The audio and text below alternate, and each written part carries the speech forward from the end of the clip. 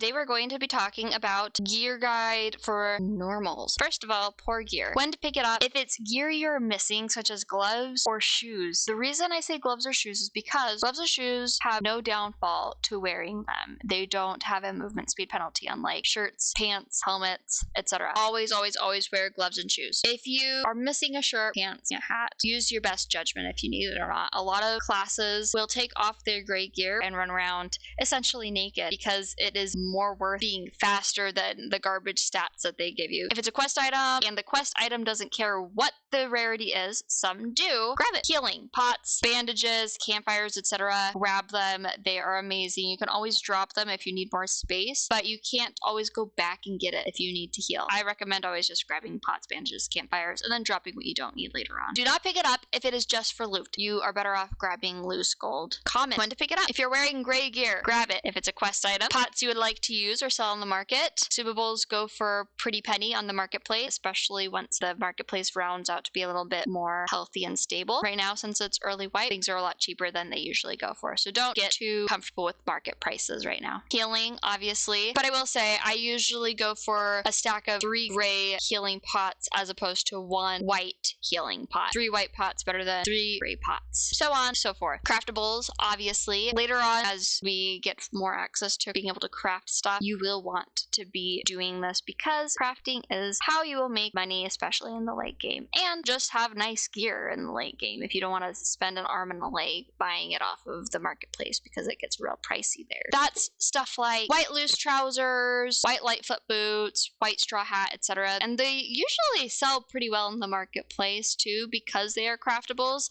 People want them. You can always just sell it if you don't feel like crafting. If it is something that you will use now or in the future, such as a pickaxe, lockpicks, throwing knives, any throwables really, they sell pretty well in the marketplace as well. I wouldn't say pickaxes sell well in the marketplace. I hate holding pickaxes, by the way. I am very much against pickaxes in my stash. I always immediately throw the pickaxes away. If I can mine that round, I'll keep it. If I can't mine that round, it's getting tossed. It takes up too much space for me to hold on to it. If it's gear you don't need, and if you don't know the worth in the marketplace, you're probably better off leaving it alone and getting some other gear. With time, you can get better at understanding the marketplace and what goes well and what doesn't go well. Not all white gear is going to sell well. Uncommon gear. When to pick it up. This is going to be the gear that you've run into the most in normals. Upgrade your gear. If it rolls a nice stat, grab it. If you have a green lightfoot boot with 5 additional move speed, that will go for significantly more than a purple dashing boot as compared to 5 movement speed on lightfoots. The green lightfoots will sell more than the dashing boots. So if you are able to learn what gear likes what stat, what classes, etc., you're on the way to making money. That's just something that comes with time. You can study it a little bit too. I'm sure you can look up, see what other classes like doing and stuff. Killing a class and then looking at their gear also can just let you know what they're kind of looking to wear. See if you see like, oh, this class tends to wear these pieces of gear. That might be a pretty good indicator that that is good gear to be picking up for that class. Rings and pendants. There are exceptions. Some rings and some pendants absolutely garbage. Won't sell in the marketplace. Don't even try. Just drop them. Gems. There are big exceptions here. I will call a scroll a gem. I don't like grabbing those. If I have absolutely like nothing else in my inventory, then sure, I will grab it, but it takes up so much space that often I just kind of try to avoid grabbing them unless they are really high tier. Uncommons, I get a little picky with the size of the gem because it just takes up too much space. Not worth it. Might as well just get a bunch of small, nice gems. Craftables and quest items, always grab.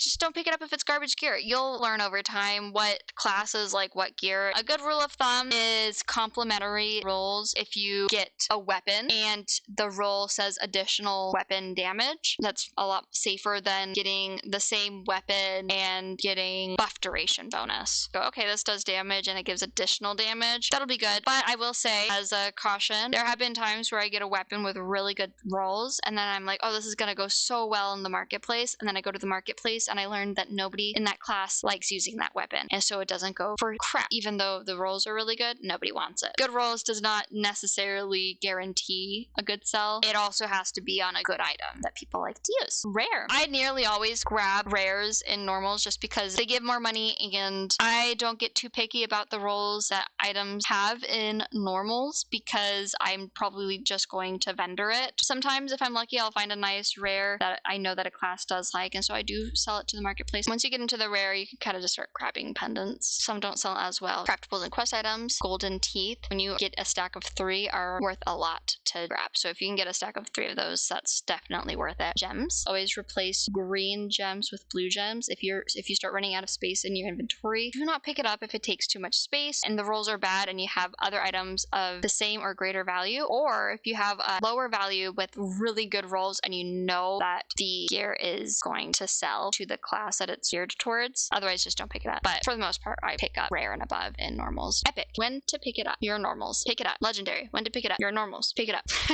Like I said, consumables, throwables, grab them of every rarity. They sell pretty well in the market, especially mid-season. The marketplace where it's leveling out. Quest items, always grab. Gear, all classes can wear, typically go for more than class exclusives. For example, loose trousers versus bardic pants, which, side note, how awful bards are to sell to. I hate selling to bards. Bards are very cheap. As somebody who loves bard and loves playing bard, I can attest, yes, that is true. We are cheap. I don't sell to them. I don't grab bard gear. The only bard gear I really grab now is straw hats for crafting and rapiers because other classes use rapiers. Love to the bards, but you guys are cheap. I'm cheap, so I could say that.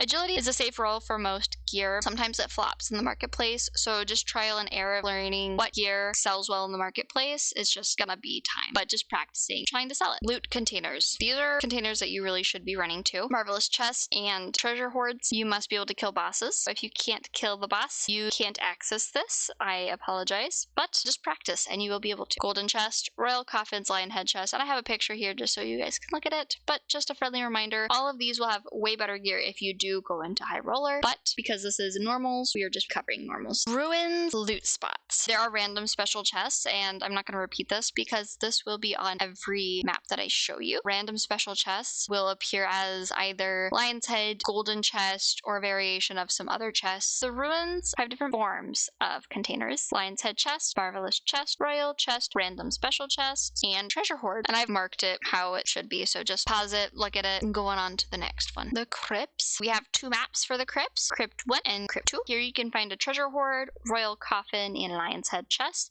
Random chests are the little dots. Treasure hoard's like in the middle there. You get 3 pulls out of it, by the way. You can pause this, look at it. I'm gonna go on to the next one. Hell is cool because we have a new option here, which is exclusive to just the map on the left, the demon throne. You can get a skull key drop. Skull keys go for crazy amounts of money. That means the drop is also abysmally low, but totally possible. I recommend always checking it if you can. It'll either be a skull key or something else like a lockpick. Most likely going to be lockpick. Pause for you to look at this, examine it how you want, and then I'm gonna move on to the next one. Goblano. This one has 2 bosses, so you have 2 marvelous chests and 2 treasure hoards, and if you kill both bosses, you can unlock a room and then go inside and mine gold. If you go to a location and you don't see what's listed here, you might be on the lower floor and it might be higher up, or you might be on the upper floor and it might be lower down. So just keep in mind that there are multiple floors on the map. Ice Cavern loot locations and Ice Abyss loot locations. Ice Cavern is going to be the upper of the ice, and the Ice Abyss will be the Inferno or Hell variation of the Ice Cavern. The Ice Abyss is where the current endgame boss resides, the big scary ice dragon, which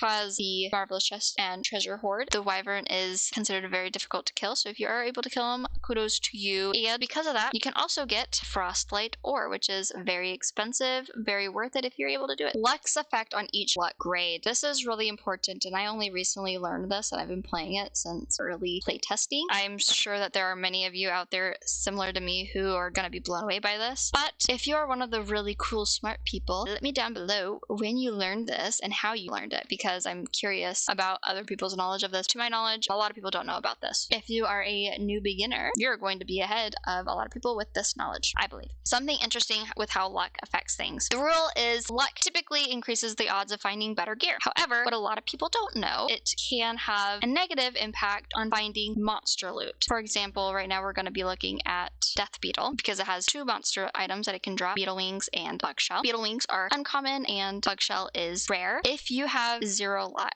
At the very bottom left, I have it circled. You have a 50% chance of getting the beetle wings and a 10% chance of getting the bug shell. But let's say we boost your luck up by just 50. You now only have a 14.08% chance of getting the beetle wings and a 13.86% chance of getting the bug shell. If you go to 250 luck, your chances for getting beetle wings goes down to 12.22%, and your chances of getting the bug shell goes up to 23.45%. This is really big because if you're questing for something, let's say living armor scrap, which is green, if you have higher luck, for example, let's say you are in the luck religion that gives you 65 base luck, you will have a lower chance of being able to get armor scrap than if your teammate kills a living armor with lower luck than you. If you're stuck with 65 luck like I am because I did that religion, I now have this thing where I kill mobs to get their blue monster loot, and my friends who did not do the 65 luck religion kill mobs to get the green monster loot. And the higher the luck, the better chances for blue and above. So if it's blue, purple, your chances do go up, but if it's green, the monster loot does go down. Good to know if you're trying to get that in questing. Also, something that I should have mentioned earlier, with luck, to my understanding, if you use the unlock ability with the flute, the luck that you have will not apply to the chest that you are opening. In order for the luck to apply to the chest that you are opening, you must use a lockpick and open it up that way. That is the only way to get your luck to apply. If you are trying to do really high luck and just get all the gear that you can as a bard and you're just opening everything with the flute, you might want to bring lockpicks instead. I appreciate everyone who came and watched this. I really, really, really do. If you liked what I am showing, please like, subscribe, comment so it reaches more people. I would also love to see you show up to my Twitch streams. I stream Monday, Thursday, and Friday from 4 to 6 p.m. Central Standard Time. Thank you so much.